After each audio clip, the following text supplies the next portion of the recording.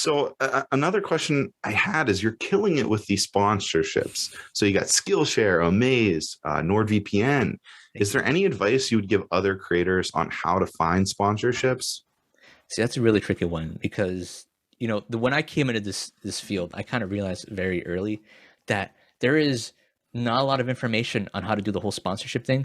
And here's the thing: you go look up on YouTube, how to get sponsorships and stuff like that, and you get channels that are very vague. I mean, they say, yeah, here's a 10-minute video, how to get sponsorship, how to land, but they're very, very vague as to what to ask for, how much money you should be asking for, how many, what the company is looking for in exchange, so you can understand their needs better, and how to go along with doing them. You know what I mean? People, when they think sponsors, they just think, oh, you make a video and then you talk about this and you talk about that, but there's like so much stuff wrapped in an NDA that I can't talk about, which is really annoying. And that's kind of why I feel like if I'm having this trouble, everyone else is probably having this trouble too. But the best thing I could probably give to people would just say, first off, you need to understand where the sponsors' requirements and what they're looking for is. For the most part, most of them are really only interested if you have at least a minimum of like 50,000 views. That's usually when they start hitting you up and say like, hey, like, what's up? Can we do something? Blah, blah, blah. Right?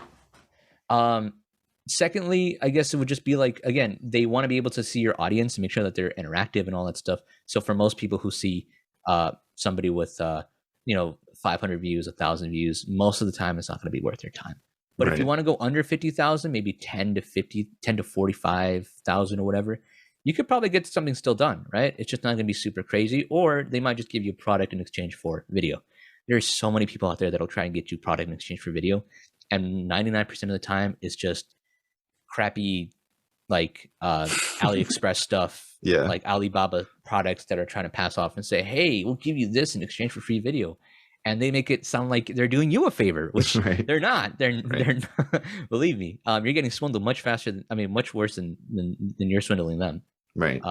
But I guess for me would be talk about, viewer requirements, right? How much were they looking for? Around 50K, they start hitting you up, right?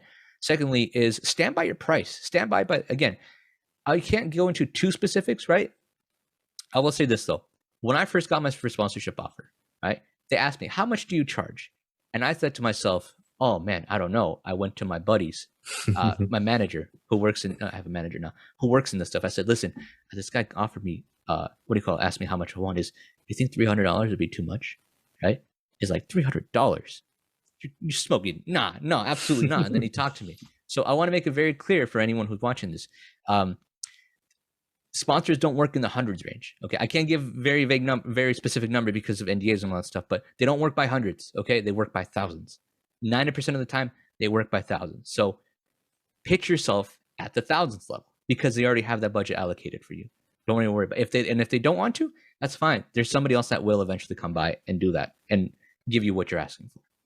Wow. No, that's awesome. So thank you for that. That's very informative. I think a lot of people are going to hear that and now understand, because like you said, there's not that many resources about that kind of stuff.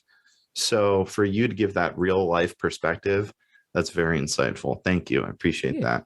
Yeah. I guess one more thing about that is when these sponsorships do come up, because now you're in this position where you can pick and choose. I mean, in the beginning, it was kind of like, whatever I can get, but now you're kind of in that advanced level, or, whatever you want to call it. I realize there's NDAs involved, but is there sponsorships that you think, and I'm not talking about money wise, but maybe you're not a fan of their product and maybe you're not going to work with, like, you don't have to name names, but has that ever come up where you're like, maybe not, I'm just not a big fan of the brand? Or are you just like, I'll take, whatever? What's your perspective on that? So like you said, as of now, I'm very fortunate enough to be able to be like, I want to get this one, but not this one. Mm-hmm. It's gone to the point where I'm getting, where I have to, again, outsource this to a manager to be able to manage like the best offers and the best deals for me now. Mm-hmm. But for me, there has been 2 times on occasion that, let's just say it was a really crappy mobile app.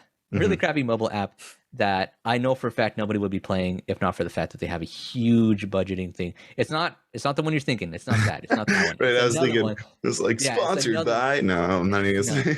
It's not that one. It's a whole other one that just like no one would ever talk to, but they had a bunch of money to be able to pay out and give. And I know for a fact that if I were to post that on there, like people will be like, what does this have to do with literally anything that we're talking about? Right. Right. Or not integrate it in a way that I can at least show it off and show like, hey, I stand by this product because I tried it myself. Right. Right. Again, I won't name names, but there are certain companies out there that will just straight up say, tell them how much you like this and that your favorite thing is this. All right.